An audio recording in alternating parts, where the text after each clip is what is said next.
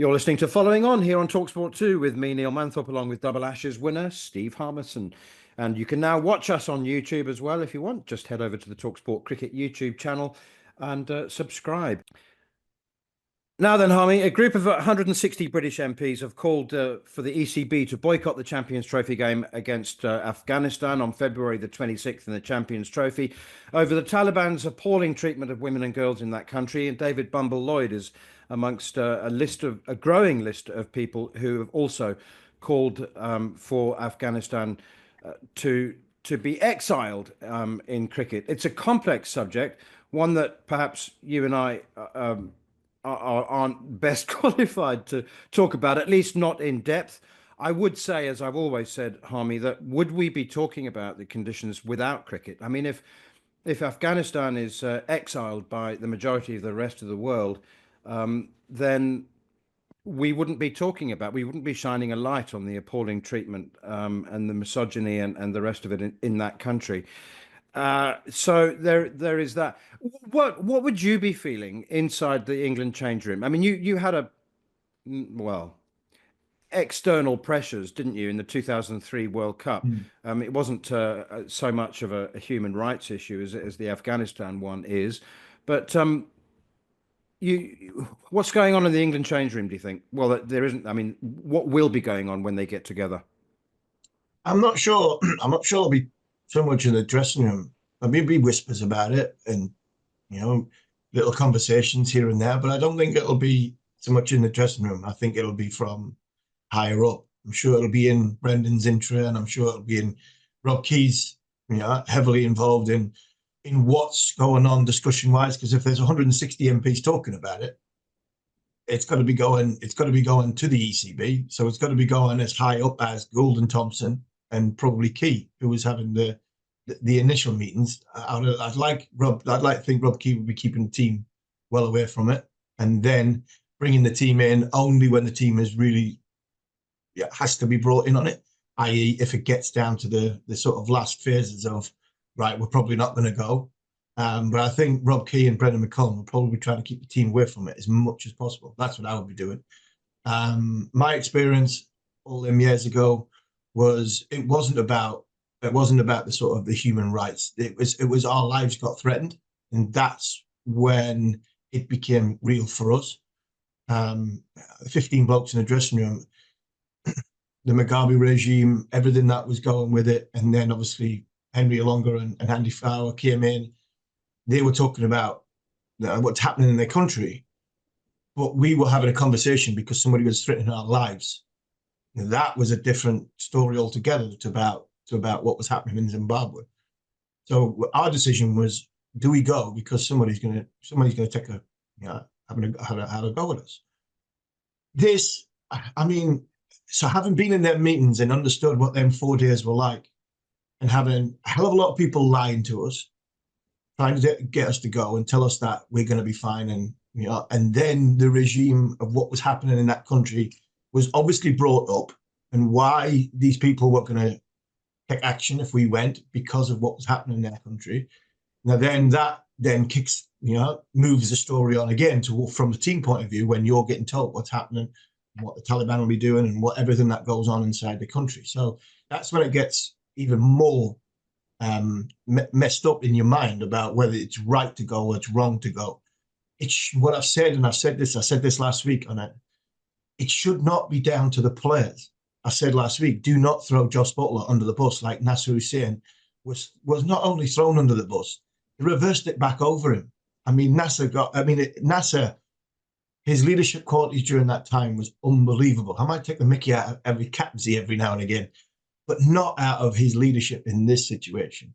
And I would not like Josh Butler to go through that, or any of the players. If there's 160 MPs feel that strongly, then the British government, if it's that, British government should be bringing England out.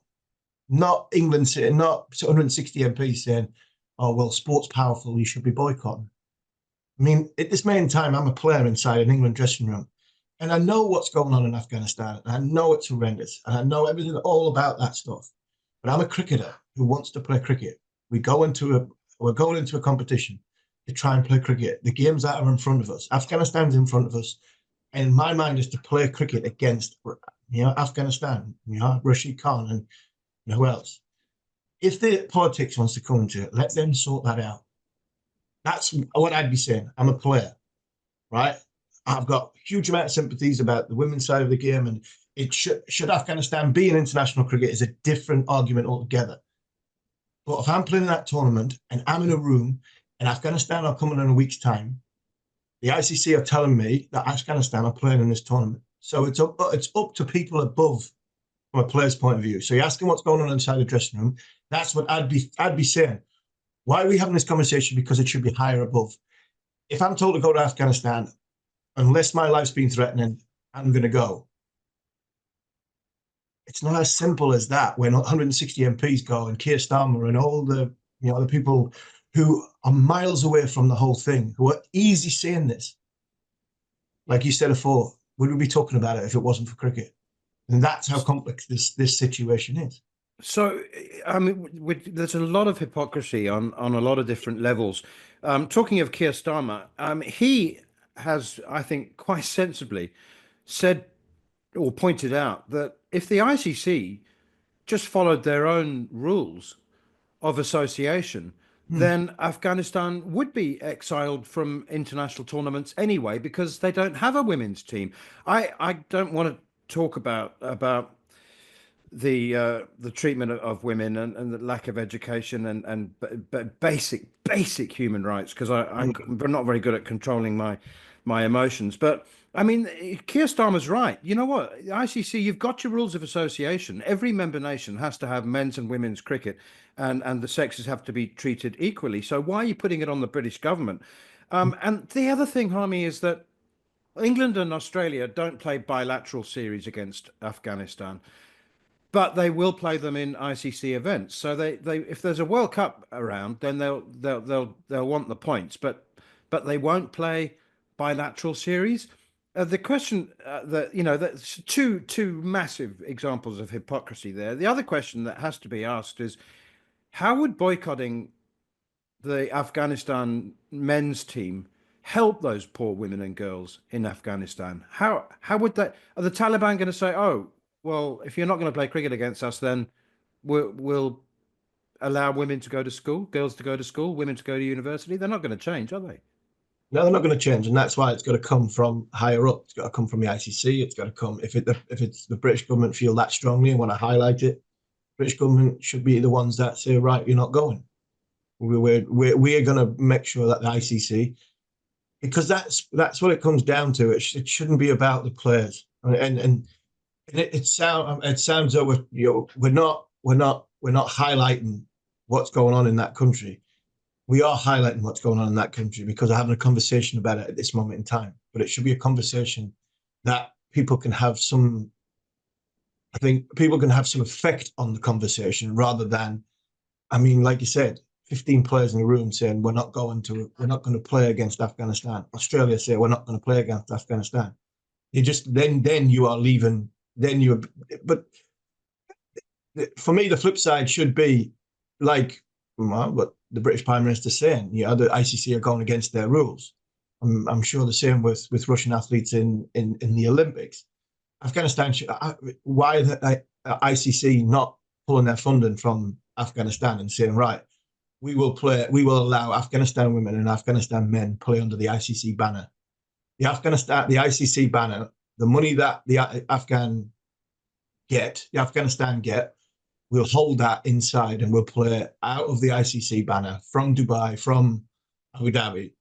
The facilities there in Afghanistan's men and women can, play cricket. We're not gonna leave them in isolation, and we'll play them under, the ICC banner rather than the Afghan flag.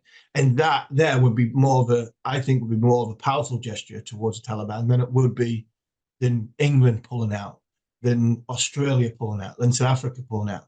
They don't play each other in bilateral series. They only play each other in ICC tournaments.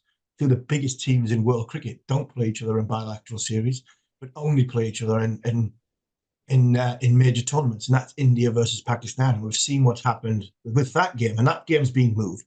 So, it just needs somebody strong enough and sensible enough to stand up to get a solution, rather than putting it, like we always do, putting it on the players. Do not put it on the players. They've got more to worry about than the political side of the game, because they don't understand it. Like me and you don't understand it, Manners. If it is a political side that they're trying to have a kick back against, then let the politicians get involved. But guaranteed they'll run for the hills like they always do. I mean, 160 MPs saying don't go. It's very, very simple from saying that from Westminster. Not as simple when you're in that country, ready to go and play, and all of a sudden, no, we're not going to give you that. It's all, from a sports man or woman's point of view, it's about competition, and that should always be about competition. It shouldn't be anything less, unless it's your life that's being threatened. That's what happened to us in 2003. Nasser Hussain leadership. Josh Butler doesn't need this. If the 160 MPs want to sit there in Westminster and have a strong view about it, then they should be doing something about it, not Josh Butler, the likes of Joe Root, Mark Wood, Jofra Archer. It's all about playing cricket for me, for them players. It shouldn't be about the political side of it. And that is what really annoys me more than anything else in this situation. Final word to many of the Afghan women's team who are now resident in Australia. They are still trying to reform and play some games. And also, as much as the Taliban leaders tend to celebrate the men's team's success and send messages to them and champion their players, I have to say that Rashid Khan and Mohammad Nabi, that I'm aware of, have both issued pretty strong statements condemning the treatment of women and children in the country, and urging that the human rights show. That was pretty brave, and I'm not sure that Rashid Khan goes back to Afghanistan very often. I'm not sure that he can. It's highly complex, and as you say, good on those 160 MPs. Good on everyone who cares about conditions for women and children in Afghanistan, and let's hope for a regime change. That really is beyond our level. Anyway, we will keep talking about it, and we hope that somehow there's a satisfactory resolution. You're listening to Following On with me, Neil Manthorp, and the former #1 bowler in the world, Steve Harmison. Next up, we'll speak live to the newly appointed Kent head coach, Adam Hollioake.